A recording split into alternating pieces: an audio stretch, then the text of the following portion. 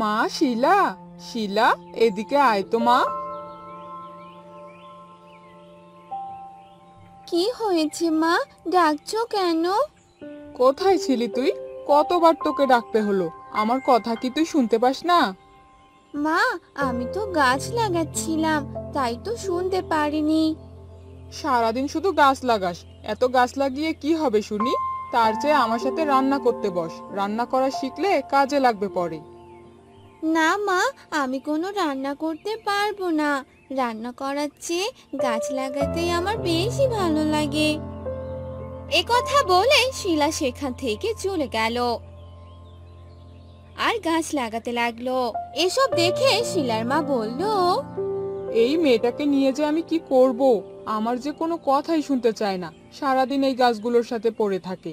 যাই সকালে রান্নাটা করে ফেলি। এরপর শিলার মা রান্না করে আর খাবার খেয়ে বাইরে চলে যায়। শিলার মায়ের একটু ভ্যান গাড়ি ছিল। সে ভ্যান গাড়িতে লুচি বানাতো আর সেগুলো বিক্রি করত। লুচি খেয়ে যান, লুচি। আসুন দাদা বৌদি, খেয়ে যান, খেয়ে যান। আরে, তোমায় এই গ্রামে নতুন দেখছি। তুমি এগুলো কি বিক্রি করছো? হ্যাঁ দাদা, আমি তো প্রতিদিন অনেক গ্রামে যাই, আবার রাস্তায় রাস্তায় এই লুচিগুলো বিক্রি করি। ওহ, এগুলো লুচি? তা আমায় দাও তো, খেয়ে দেখি তোমার হাতের লুচি কেমন খেতে। আচ্ছা দাদা, দিচ্ছি। এই নিন দাদা। উম, আরে বাহ, লুচিগুলো তো দারুণ খেতে। আমাকে কিছু লুচি প্যাকেট করে দাও। এরপর রাধা আরো কিছু লুচি প্যাকেট করে লোকটিকে দিয়ে দিল। আর সেই লোকটি টাকা দিয়ে সেখান থেকে চলে গেল। আজকের দিনটা বুঝি ভালোই, প্রথমেই অনেকগুলো টাকা পেলাম। যাই সামনে গিয়ে ডাকতে থাকি, তাহলে আরো কিছু লোক চলে আসবে। এই বলে রাধা ডাকতে লাগলো আর লুচি বিক্রি করতে লাগলো। তারপর বাড়িতে চলে এলো। রাতের বেলা রাধা তার মেয়েকে বলল, হ্যাঁ রে মা, তুই খাবার খেয়ে নিয়েছিস তো? না মা, আমি খাবার খাইনি, তোমার জন্য অপেক্ষা করছিলাম। চলো এবার খাবার খেয়ে নেই। আচ্ছা ঠিক আছে, চল। এরপর তারা মা মেয়ে খাবার খেয়ে নিল।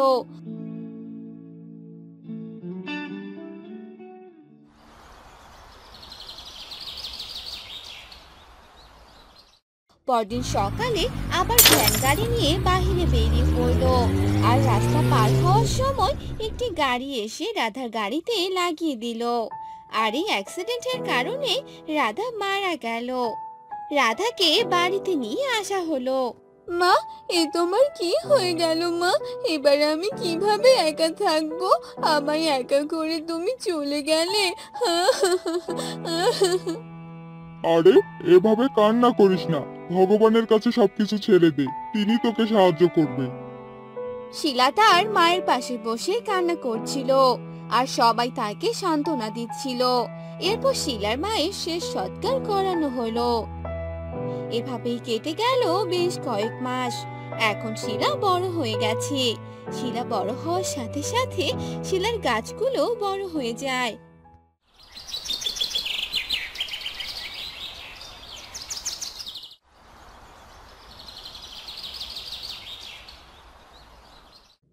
আম গাছের নিচে বসে শিলা কান্না করতে থাকে আর বলতে থাকে, মা, তোমার কথা যে আজকে আমার ভীষণ মনে পড়ছে। কান্না করিস না শিলা। কে কে কথা বলে? আমি আম গাছ। তুই যে আমাকে তোর যত্ন আর ভালোবাসা দিয়ে বড় করে তুলেছিস, আজ আমি অনেক বড় হয়ে গেছি, কিন্তু তোর কষ্ট আমি সইতে পারছি না। এরপর সেই আম গাছ আর শিলা কথা বলতে থাকে। শিলার সুখ দুঃখের সাথে আম গাছ হয়ে যায়।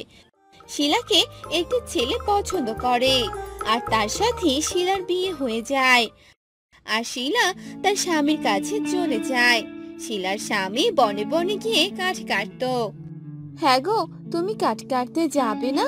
রান্না করার মতো কোনো কাঠ নেই, তাড়াতাড়ি কাঠ কেটে নিয়ে আসো। হ্যাঁ, এখনই যাচ্ছি। এরপর শিলার স্বামী কাঠ কাটতে চলে যায়। আর কাঠ কাটতে শুরু করে। আর সেই সময় একটি গাছ কথা বলে ওঠে।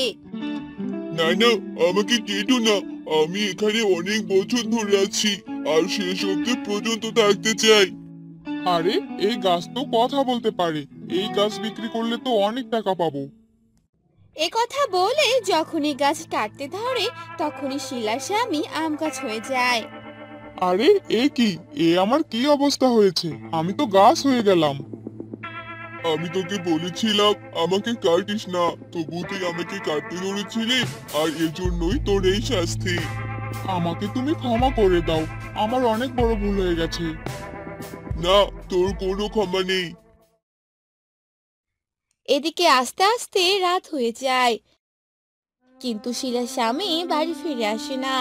আর শিলা দুশ্চিন্তায় পড়ে যায়। আরে এ কি, সে যে এখনো বাড়ি ফিরছে না, কোনো বিপদ হয়নি তো? এভাবে সারা রাত পার হয়ে যায়। দুদিন কেটে যাওয়ার পরও যখন শিলার স্বামী বাড়িতে আসে না, তখন শিলা তার আম গাছের কাছে যায় আর বলে, গাছ বন্ধু, আমায় তুমি সাহায্য করো।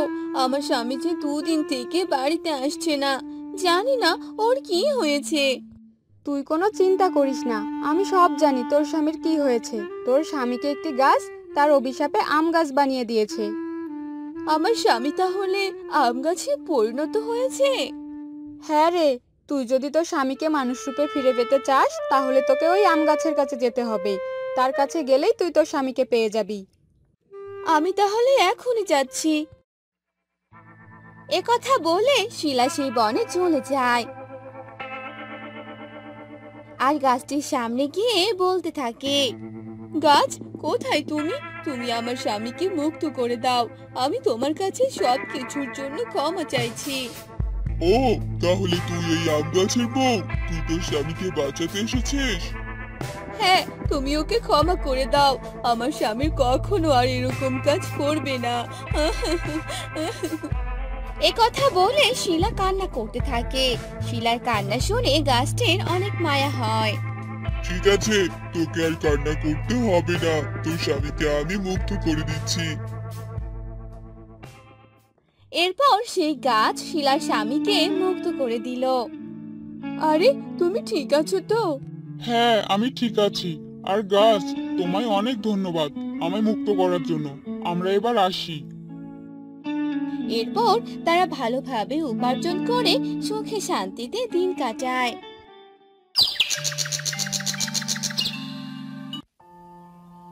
আরে ও লালু দাদা, লালু দাদা। কি রে, কি হয়েছে রে? আরে দাদা, নৌকা নিয়ে কবে বের হবে শুনি? আমায় যে একটু ওই পারে যেতে হবে। নদীর পাড়ে গিয়ে দেখি তুমি সেখানে নেই, তাই সোজা বাড়িতে চলে এলাম। হ্যাঁ রে, এই বের হচ্ছিলাম আর তাতেই তুই চলে এলি। চল চল, এবার যাওয়া যাক। চলো যাই তাহলে।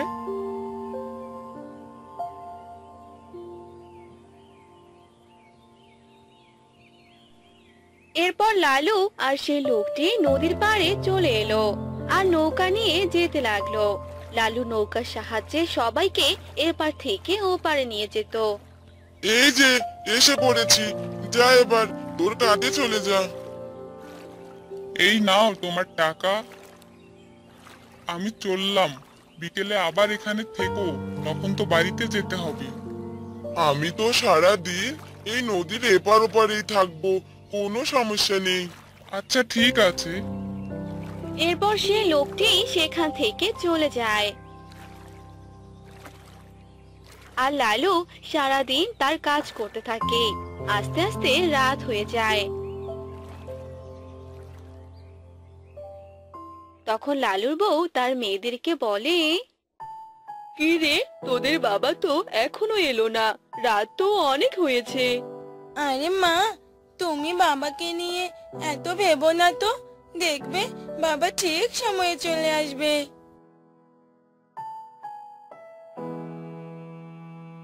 ওই দেখো, বাবা চলে এসেছে।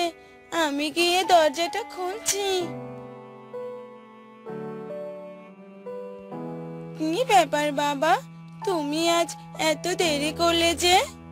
নদীর পাশে যে রাস্তাটা আছে সেই রাস্তাটার একটু সমস্যা হয়েছে, যার কারণে সব গাড়ি চালানো বন্ধ করে দেওয়া হয়েছে।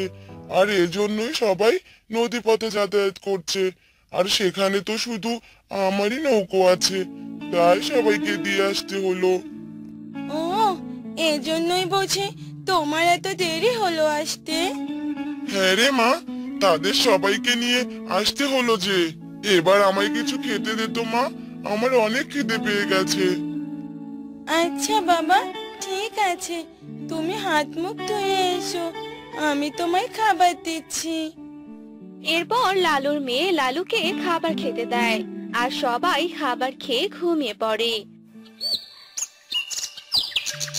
পরদিন সকালবেলা একে মা, বাবা এখনো ঘুম থেকে উঠছে না কেন? বাবার কি কিছু হয়েছে নাকি? আমি তো রান্না করছি, তুই গিয়ে একটু দেখে আয়। এরপর মনীষা তার বাবার কাছে যায় আর বাবার কপালে হাত দিয়ে দেখে। আরে, এ কি, বাবার শরীর তো অনেক গরম, বোধহয় জ্বর এসেছে। মাকে গিয়ে বলে আসি।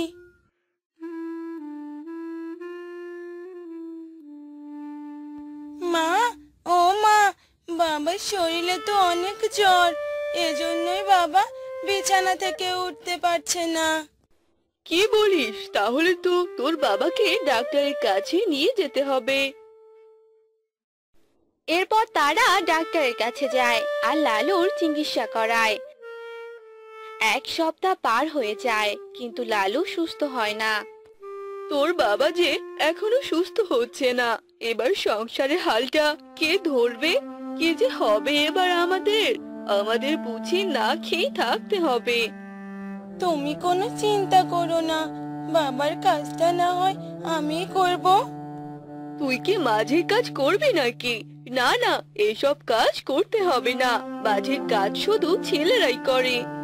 তুমি এসব নিয়ে ভেবো না তো, আমি সব কিছু করতে পারবো। না মা, আমি দিদিকে একা যেতে দেব না, দিদির সাথে আমিও থাকবো। আচ্ছা ঠিক আছে, তোরা যেহেতু এত করে বলছিস, তাই কাল থেকে কাজ শুরু করে দে। তোদের বাবা সুস্থ হলে সেই এই কাজটি করবে। আচ্ছা মা, ঠিক আছে, তুমি বাবার খেয়াল রেখো।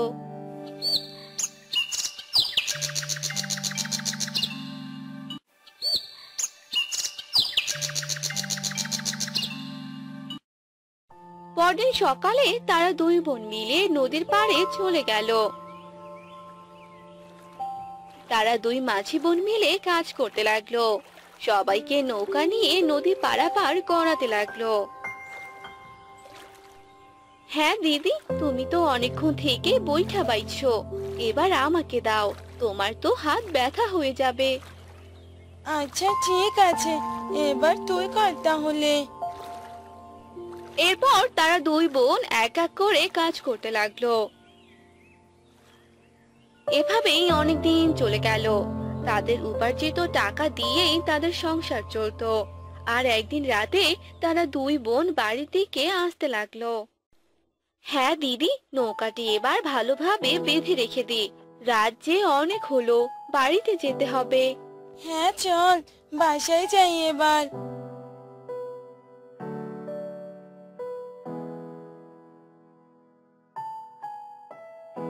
বাঁচাও, বাঁচাও আমাকে, আহ, বাঁচাও।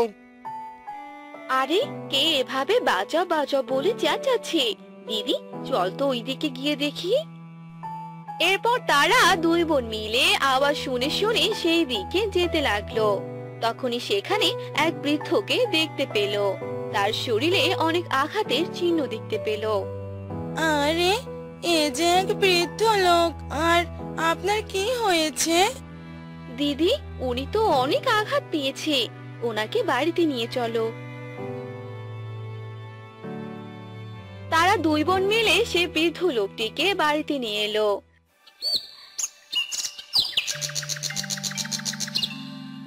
আর সেই লোকটির ভালোভাবে চিকিৎসা করাতে লাগলো, যার কারণে কিছুদিনের মধ্যে সুস্থ হয়ে গেল। আপনি এবার ঠিক আছেন তো? হ্যাঁ, আমি ঠিক আছি। আপনার মেয়েরা আমাকে একদম সুস্থ করে দিয়েছে। আপনার মেয়ে দুটো অনেক ভালো। আমি একজন সাধু বাবা, দুজন সন্ত্রাসী আমায় এভাবে আক্রমণ করেছিল।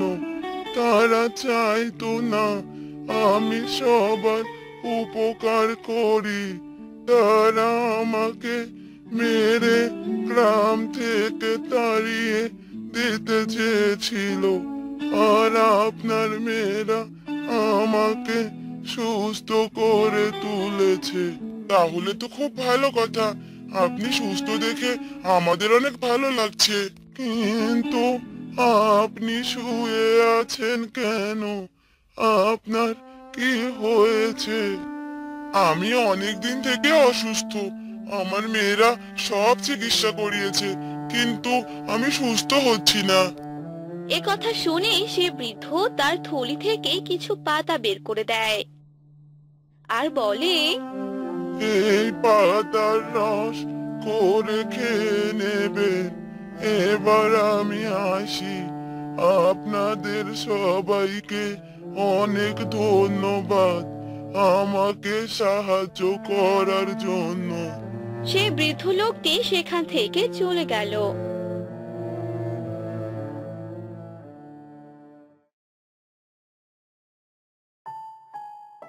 আর মনীষা তার বাবাকে সে পাতার রস বানিয়ে দিল।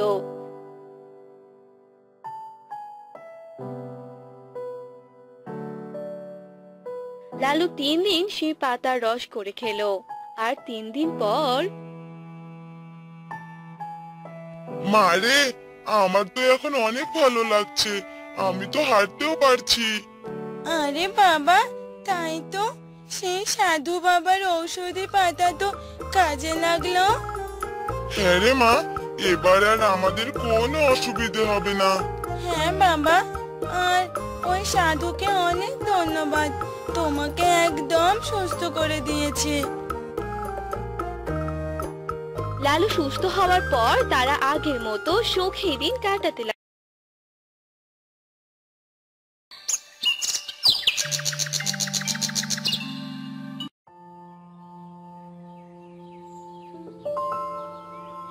মা শিলা, শিলা, কোথায় গেলি রে মা?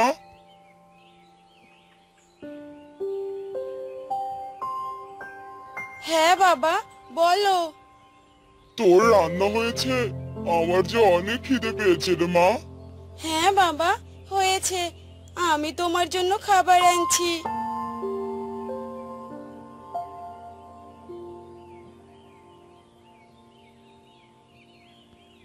এই বলেই শিলা তার বাবার জন্য খাবার এনে দিল। আর মোড়ল খাবার খেয়ে বাজারে চলে গেল।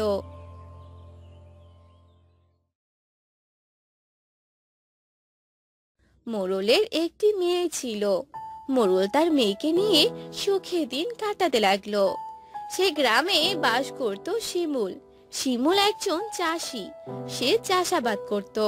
অন্যদিকে শিলা ছিল অনেক কালো, যার কারণে শিলার ভালো ঘরে বিয়ে হচ্ছিল না। একদিন মোড়ল তার কর্মচারীকে বলে, শোন লালু, আমার মেয়ের জন্য ভালো একটা পাত্র নিয়ে আসবি। গরিব হলেও সমস্যা নেই আমার, মেয়ে যেন সুখে থাকে। আচ্ছা মালিক, ঠিক আছে, আমি দিদির জন্য ভালো পাত্র খুঁজে আনবো। এসব বলে মোড়লের কর্মচারী সেখান থেকে চলে গেল।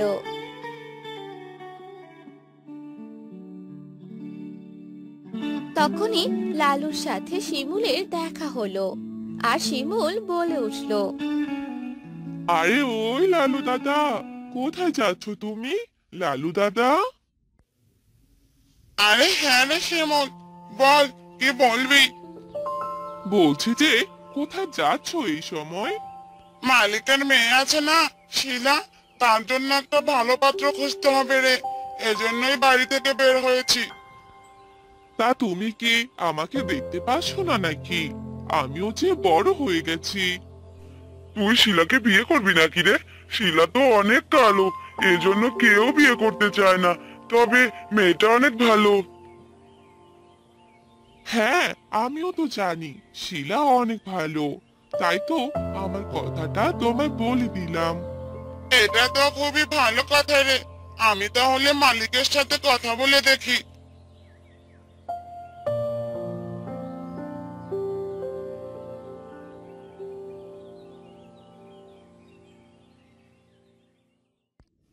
আমি কি আর সাথে বিয়ে করতে চাচ্ছি নাকি?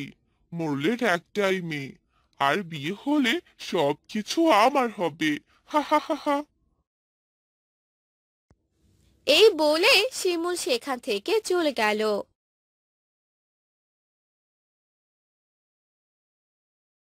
আর মোড়লের কর্মচারী এসব কথা মোড়লকে জানিয়ে দিল। আর মোড়ল কথা শুনে অনেক খুশি হয়ে গেল।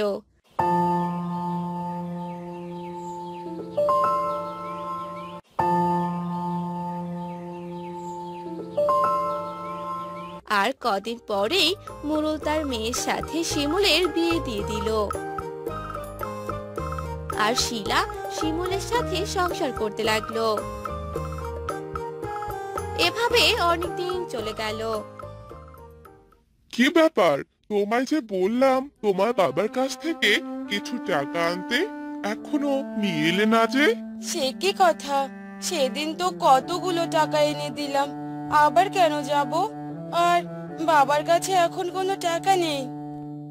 টাকা নেই মানে? তোমায় নিয়ে আমি সংসার করছি, এটাই তো অনেক। না হলে তুমি যে কালো, তোমায় তো কেউ বিয়েই করতো না। যদি টাকা এনে দিতে না পারো, তাহলে আমি আরো একটা বিয়ে করব। এসব তুমি কি বলছো? তাহলে আমার কি হবে? যা বললাম মাথায় রেখো। এখন আমি টাকা কোথায় পাবো? বাবার কাছে তো টাকা নেই। বাবার কাছে কিভাবে টাকা চাইবো? না না, আমি পারবো না টাকা চাইতে। শিলা তার স্বামীকে কোনো টাকা এনে দেয় না, যার কারণে শিমুল আর একটা বিয়ে করে নেয়। এসব দেখে শিলা অনেক কষ্ট পায়।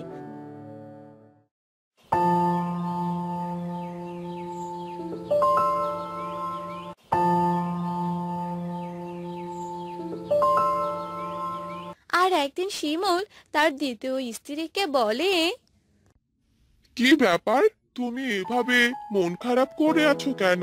কি হয়েছে? আমি তোমার ওই স্ত্রীর সাথে একসাথে সংসার করতে পারবো না। সে দেখতে কি কালো, ওর সাথে একই ছাদের তলায় আমি থাকবো না, বুঝলে তুমি? আচ্ছা ঠিক আছে, তোমার কথাই রইলো, আমরা আলাদা সংসার করব।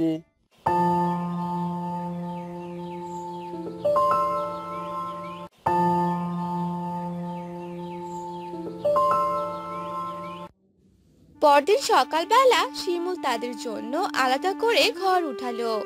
আর এখন তার দুই সংসার। এসব দেখে শিলা কান্নায় ভেঙে পড়লো। হায় ভগবান, এ তুমি কোন পাপের শাস্তি আমায় দিচ্ছ? আমি যে আর নিতে পারছি না।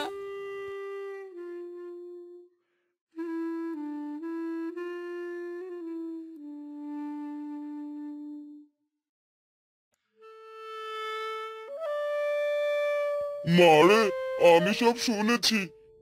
চল মা, তুই আমার সাথে চলে আয়। বাবা, বাবা তুমি এখানে? হ্যাঁ রে মা, তোকে আর এখানে থাকতে হবে না, তুই আমার সাথে চল। না বাবা, আমি এখান থেকে কোথাও যাব না। এ যে আমার স্বামীর সংসার, এ সংসার ছেড়ে আমি কোথাও যাব না বাবা। এ কি, আর তোর একা সংসার রে মা? তোর স্বামীর যে এখন দুই সংসার হয়ে গেছে। ভগবান আমার কপালে যে এটাই রেখেছে বাবা। তুমি আমাকে নিয়ে কোনো চিন্তা করো না, আমি ভালো আছি। তুমি চলে যাও বাবা।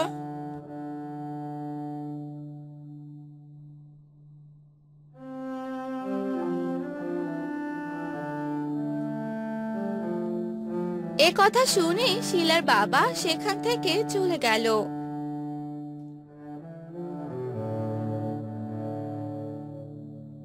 শিলা এভাবেই একা হাতে সংসার চালাতে লাগলো। ও অন্যদিকে শিমুল তার দ্বিতীয় স্ত্রীর সাথে অত্যাচার করতে লাগলো। কি হলো? টাকা কই এনেছো? আমার জমিতে সার দিতে হবে। তোমায় না বলেছিলাম টাকা নিয়ে আসতে? টাকা কি গাছে ধরে নাকি যে তুমি বলবে আর আমি তোমায় এনে দিব? কোনো টাকা নেই আমার কাছে। শিমুল তার স্ত্রীকে অনেক কথা শোনায়। তখন শিমুলের দ্বিতীয় স্ত্রী সবটা বুঝতে পারে। ও, তাহলে এই টাকার জন্যই আমাকে বিয়ে করে এনেছিল, আর এজন্যই দিদির সাথে এমন করেছে। আর আমি কি না দিদিকে আলাদা করে দিলাম? এ কথা বলে সে শিলার কাছে চলে গেল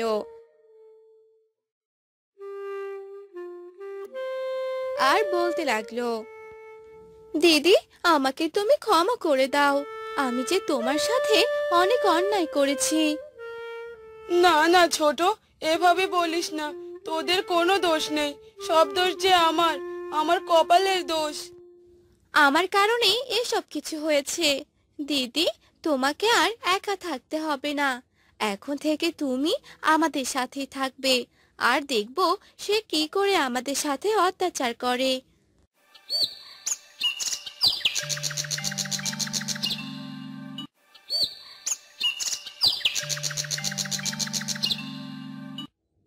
এরপর শিলা তাদের সাথে চলে যায়। এরপর থেকে শিমুল কিছু বললেই তারা দুই বউ রুখে দাঁড়ায়, প্রতিবাদ করে, যার কারণে শিমুল তাদেরকে আর কিছু বলতে পারে না। এরপর থেকে তারা সবাই একসাথে সুখে